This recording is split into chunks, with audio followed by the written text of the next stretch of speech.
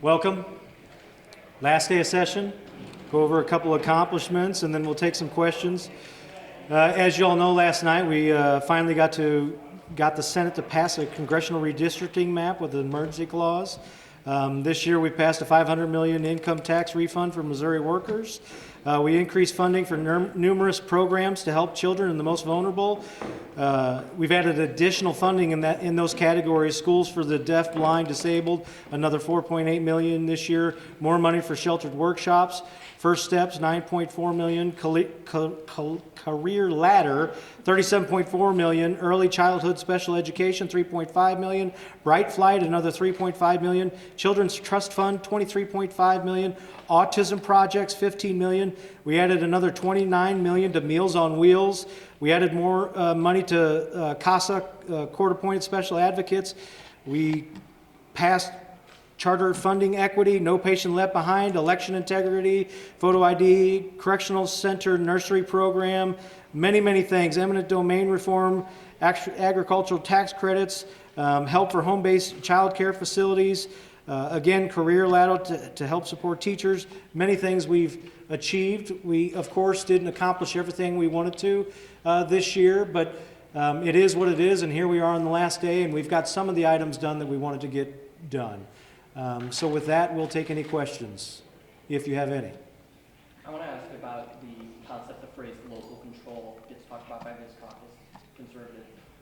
There are some policies, legislation passed this session that would pretty clearly take control away from, I'm thinking the No Patient Left Behind bill that passed out of the House, the trans athlete ban. Where do you as a caucus decide to draw that line when it comes to passing legislation and policy? Well, I appreciate that question. I think actually both parties are guilty of local control. I think local control, that conversation in this building is a fallacy. Everybody uses it to their advantage. Republicans say local control, and then they may want something that doesn't have local control. And Democrats say local control, and they pass things or want things that don't have local control. So I would scratch that up to be talking points. Not to you, but in general. We're all guilty of using local control when we want to use local control. Mr. Speaker, you listed a lot of big spending items that you feel are good for the state. You talked on the floor about the improvements that you hope are going to come to Missouri's children because of some of those actions. But I'm curious, what do you tell your caucus members who might be going home and have primary opponents who say this caucus has presided over a 65% increase in spending in the past 2 years, and it's spending huge amounts of Biden bucks and federal dollars to do it? I would say a lot of these items are items that some of my constituents would expect us to spend money on, like children and the school for the deaf. Some of these items are bipartisan items that I think that wouldn't be a problem for me to go home and say, yes, I increased spending in this area, and I think most of my constituents and our constituents would say, well, that makes a lot of sense to us. Taking care of our children is a priority. It should be a priority.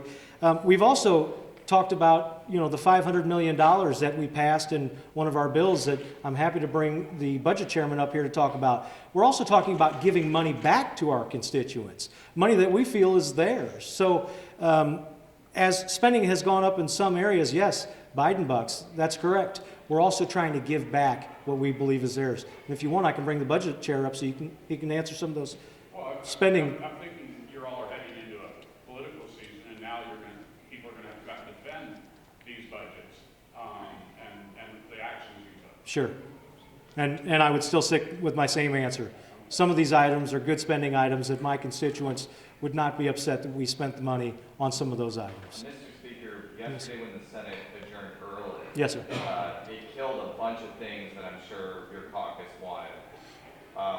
What was your reaction when that happened, and why do you think the two chambers couldn't work together to pass some of the things that... Well, it's not about us not working with them. I think that, disappointment. I was disappointed that they adjourned. I think all of my colleagues are disappointed they adjourned. But let's be frank with each other. They haven't been working in cohesion with each other all session. So who would have said they would have accomplished anything in the last 24 hours anyway, with all the fighting that they've had amongst each other? No. Do you think the Senate respects the House's chamber? No. I was going to say, Representative Blocker, will you take any questions? I'm happy to. Because it has to do with next year. Yesterday, in the press conference after the Senate adjourned last night, they're saying there are now 3 parties in the Senate. How does that work moving forward? They're saying that there's a conservative caucus and they're prepared to keep this going. So the 3 would be the conservative caucus, the Republicans, and the Democrats. Sure. Looking forward to next year with you being speaker, how do you go about something like that? Well, look, I've always said I try to worry about the sandbox that I'm able to play in, and I'm blessed to have 162 other colleagues in the House. We identify as 2 parties in the House. We work in a bipartisan fashion when we can agree to work on legislation together. I've always had an open door policy. We try to communicate well with each other. What goes on the other side of the building is something I can't control. I have an open door policy with everyone, all 34 senators over there, and I look forward to working with them in the years ahead. Do you think there were any problems here on the House side this year when it came to the Republican caucus? Saw a lot of hardship over on the other side of the building. What about this side of the building? I guess I'm a little bit confused as to the question. I mean, Are there any hardships in the Republican Party in the House? well, I mean, any given day, we have disagreements between our own party, sometimes on legislation, some policy, but we do work together to bring that legislation to a cohesive, policy and work towards passing that. But we don't seem to have, fortunately, some of the episodes that the Senate seems to experience. Do you think the House is going to have to, in the future, come up with contingency plans for how to get its priorities passed for when the Senate, blows up? I think we live in a democracy. We live in a democracy that has, 3 parts to it. It has the executive, legislative, and judiciary. And no, I don't think so. I mean, I fully respect the other side of the building to the degree that they have a part in passing legislation as we do over here. And I think the people, the voters, should look at each individual senator or representative that's effectively or not effectively representing their opinions. And they'll get to do that in November. Speaker Vescovo, was there one piece of legislation that didn't get across that stings more than another? I don't know. What do you guys think? Parents' Bill of Rights. IP reform, we've been working on it for years as a Republican caucus here in the House. We're again disappointed that that didn't get addressed. Parental Bill of Rights. We, of course, have several bill sponsors on that. We're, upset that that didn't get achieved. But again, this caucus is going to have to move forward next year and address some of those issues again. Mr. Speaker, you mentioned during your floor speech that the state really needs to prioritize and focus more on children moving forward. If we want to move our state forward, we need to address the problems of our children. What is that? Can you elaborate on what that looks like? Sure. We don't have enough time, first off, so I'm going to try and answer the best I can. Listen, we talk about our jail system. We talk about crime in the state of Missouri. I think you would find a very high number of foster children that age out of the system that end up back in the system creating crime or not having the proper upbringing or a loving home that is getting them back in the system but in a different form rather than being in the foster care system. Now they're in our jail system. So I would like to address that earlier on so that we're trying to give them the things that they need so they're not ending up in difficult situations further on down the line. Mr. Speaker, what are you most proud of? What piece of legislation this session? This year, I am proud of everything we've accomplished. I mean, I know that's a very broad statement, but I could point to many different things, and we could spend an hour here talking about each priority. I'm proud of what the budget chair did of getting the $500 million back to our taxpayers. I think that's an important piece for Republicans, for conservatives to understand that it's not our money. We believe it's the people's money. That's a great accomplishment for us. Though I would rather have it be a higher dollar amount, I'm glad it's something. You all came into this session with 2 constitutional obligations, passing a budget and passing a congressional map.